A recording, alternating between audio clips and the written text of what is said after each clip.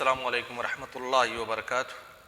الحمدللہ رب العالمین والصلاة والسلام علی رسولہ الکریم وعلی آلہ وصحبہ اجمعین ومن تبعہم بإحسان الی یوم الدین، اما بعد۔ اصول فقہ کے اس محاضرہ میں انشاءاللہ علامہ عثیمین رحمہ اللہ نے جو مسئلہ ذکر کیا ہے اپنی کتاب الاصول من علم الاصول میں کہ امر وجوب کا تقاضا کرتا ہے اور امر فوریت کا مطالبہ کرتا ہے، اسی کے چند مسائل کو ہم جاننے کی کوشش کریں گے۔ علامہ عثیمین رحمہ اللہ نے سب سے پہلے امر کی تعریف کی، اس کے بعد امر کے صیغوں کا تذکرہ کیا، اور پھر امر کے جو بعض مسائل تھے ان مسائل میں سے دو مسئلے کا ذکر کیا۔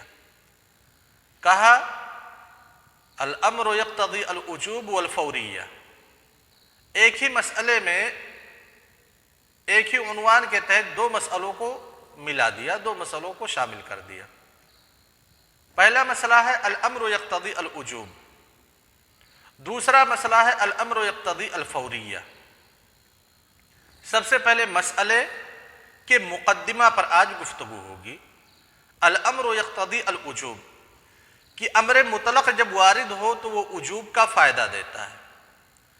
ابن عثیمین رحمہ اللہ کا یہ کہنا کہ امر مطلق جب وارد ہو تو وجوب کا فائدہ دیتا ہے، امر کی تقیید اطلاق کے ساتھ کرنا اس بات کی طرف اشارہ ہے کہ امر وجوب کے علاوہ دوسرے معانی میں بھی استعمال ہوتا ہے۔ اگر قرائن پائے جائیں تو ان قرائن کی بنیاد پہ امر وجوب کے معانی کے علاوہ دوسرے معانی میں بھی مستعمل ہوتا ہے۔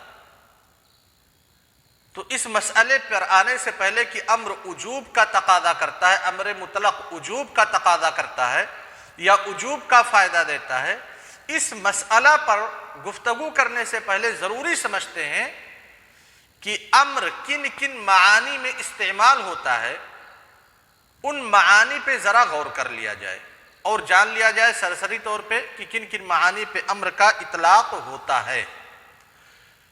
یعنی جو عنوان ہم قائم کر رہے ہیں کہ وجوب کے علاوہ کن کن معانی پہ امر کا اطلاق ہوتا ہے، اس کا مطلب یہ ہے کہ صیغہ امر رہے گا، جو صیغہ امر کی صورت ہے، افعل ہے، افعل ہے، تفاعل ہے، تفعلل ہے، فاعل ہے، فعل ہے، وغیرہ وغیرہ، امر کے صیغے کی صورت موجود ہوگی لیکن اس میں وجوب کا فائدہ نہیں ملے گا، یعنی مکلفین سے وہ فعل کرنے کا مطالبہ شریعت نہیں کرے گی۔ اگر نصوص شریعت کو ہم کھنگالیں تو بعض علماء کرام نے امر کے 30 معانی کا تذکرہ کیا ہے کہ وجوب کے علاوہ امر 30 معانی میں استعمال ہوا ہے، بعض لوگوں نے 45 پہنچایا ہے، یعنی بہت سارے معانی میں امر کا استعمال ہوا ہے۔ انہی میں سے کچھ معانی کو دیکھتے ہیں۔ سب سے پہلا امر جس معنی کے لیے استعمال ہوتا ہے، سب سے پہلی چیز ہے نمبر 1 پہ وجوب، جیسے اللہ تبارک و تعالیٰ کا قول وَأَقِيمُوا الصَّلَاةَ، یہاں پہ مطالبہ کیا گیا نماز کے قیام کی، نماز پڑھنے کا مطالبہ کیا گیا، نماز ادا کرنے کا مطالبہ کیا گیا، نماز ایک فعل ہے، اس فعل کا مطالبہ کیا گیا۔ اقیمو یہ صیغہ ہے امر کا، تو فعل کا مطالبہ کیا گیا الزامی طور پہ، اس لیے وہ واجب۔ کبھی کبھار امر ندب کے معنی میں بھی استعمال ہوتا ہے، دوسرا جو امر کا معنی ہے وہ ندب کا ہے، جیسے اللہ تبارک و تعالیٰ کا قول فَكَاتِبُوهُمْ إِنْ عَلِمْتُمْ فِيهِمْ خَيْرًا، یعنی مکاتبہ کیجئے غلاموں سے اگر آپ کو پتا ہو کہ یہ مکاتبہ ان کے لیے بہتر ہو سکتا ہے، ہمارے لیے بہتر ہو سکتا ہے۔ یہاں پہ فَكَاتِبُوهُمْ، کاتب یہ فعل امر ہے، قاتلو کے وزن پہ، قاتلوہم کے وزن پہ، تمام فقہائے کرام اور علماء اصول کہتے ہیں فَكَاتِبُوهُمْ إِنْ عَلِمْتُمْ فِيهِ خَيْرًا میں جو امر ہے وہ وجوب کے لیے نہیں ہے بلکہ ندب کے لیے ہے، کیونکہ اللہ کے رسول صلی اللہ علیہ وسلم نے ان صحابہ پہ کوئی نکیر نہیں کی جنہوں نے اپنے غلاموں سے کوئی مکاتبہ نہیں کیا۔ تیسرا معنی ہے امر کا تعدیب کے لیے، یعنی ادب بتلانے کے لیے، ادب کو سکھلانے کے لیے، جیسے اللہ کے رسول صلی اللہ علیہ وسلم کا قول عمرو بن ابی سلمہ سے جب وہ چھوٹے سے بچے تھے، کہا یا غلام سم اللہ وکل بیمینک وکل مما یلیک، اے چھوٹے سے بچے سم اللہ، کھانے سے پہلے بسم اللہ کرو، وکل بیمینک اپنے داہنے ہاتھ سے کھاؤ، وکل مما یلیک اور جو آپ کے پاس ہے اس کو کھاؤ، پورے برتن میں ہاتھ مت گھماؤ۔ اب کچھ لوگ کہہ سکتے ہیں یہ ندب کے لیے بھی ہے، لیکن یہ جاننا چاہیے کہ جو ندب ہے یعنی مندوب ہے وہ مختص ہے مکلفین کے ساتھ۔ مندوب یہ حکم تکلیفی کے اقسام میں سے ایک قسم ہے، اور حکم تکلیفی کیا ہے؟ خطاب اللہ تعالی المتعلق بافعال المکلفین، کہ مکلفین کے افعال سے جو چیز متعلق ہو، لہذا مندوب کا تعلق مکلفین سے ہے۔ اور یہاں ایک چھوٹا بچہ ہے غلام، اور غلام مکلف نہیں ہوتا چھوٹا بچہ، اسی لیے کہا گیا کہ ندب کے معنی پہ امر کو یہاں پہ نہیں محمول کیا جائے گا بلکہ تعدیب کے لیے، ادب سکھلانے کے لیے۔ چوتھا معنی ہے ارشاد، رہنمائی کرنا، ارشاد کرنا۔ اللہ تبارک و تعالیٰ کا قول وَأَشْهِدُوا إِذَا تَبَايَعْتُمْ، اور اسی طرح سے اذا تداینتم بدین الی اجل مسمی فاکتبوہ۔ پہلی آیت میں واشہدوا اذا تبایعتم میں اشہدوا فعل امر ہے، تمام علماء کا اتفاق ہے کہ خرید و فروخت کے وقت گواہوں کا مقرر کرنا واجب نہیں۔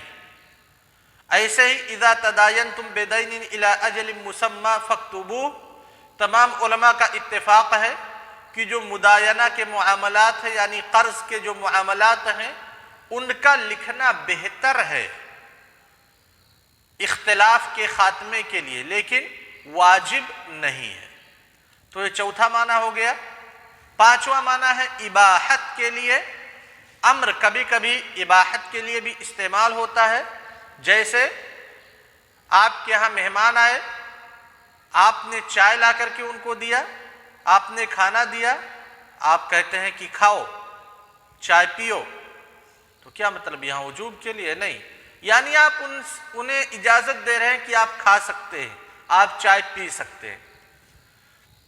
چھٹا معنی ہے تہدید کے لیے، دھمکی کے لیے، جیسے اللہ تبارک و تعالیٰ کا قول فَاعْبُدُوا مَا شِئْتُم مِّن دُونِی، اگر اللہ تعالیٰ کی عبادت نہیں کرتے ہو تو جس کی چاہو اس کی عبادت کرو۔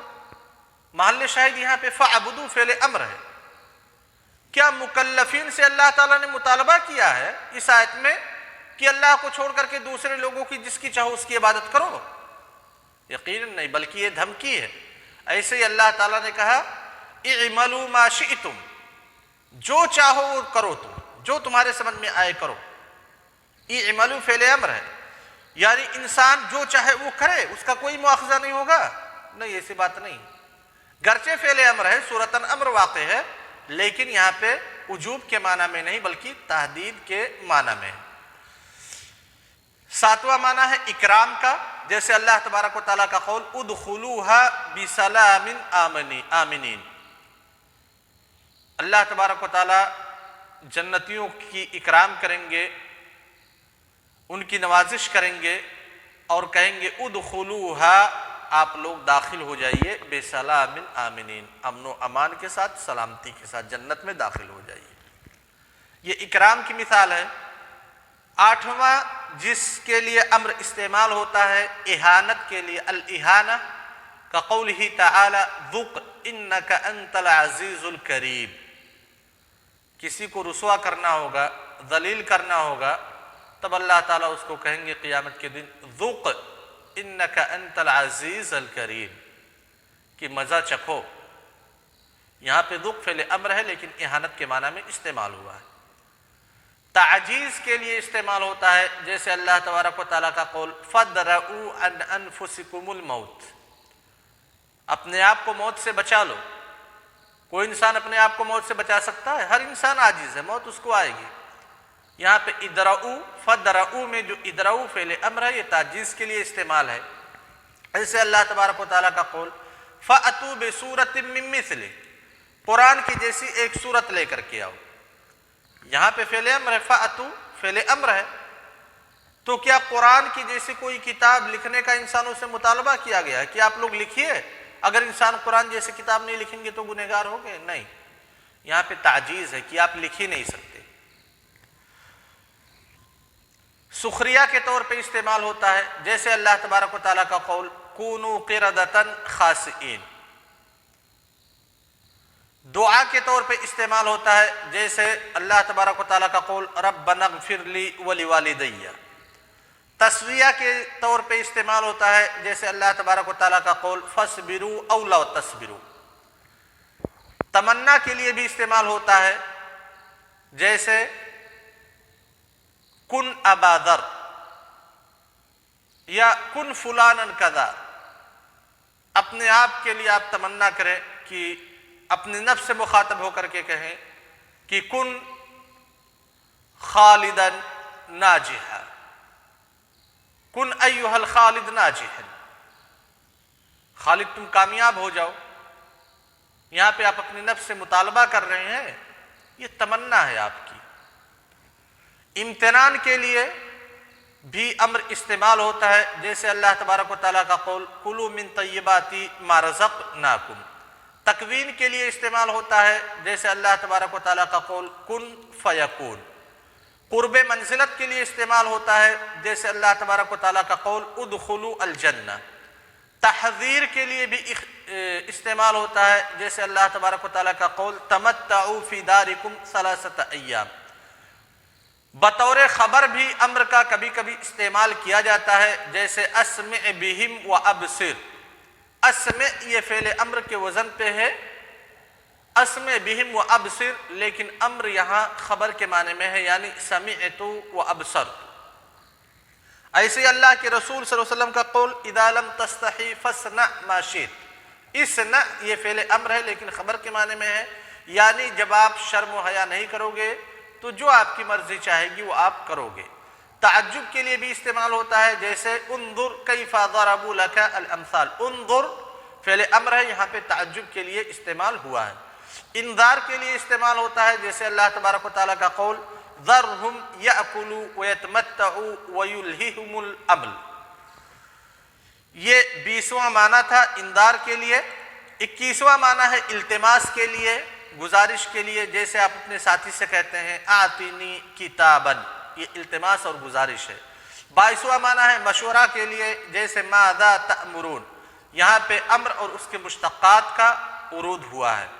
23واں معنی ہے تصبر کے لیے، جیسے اللہ تبارک و تعالیٰ کا قول لا تحزن ان اللہ معنا۔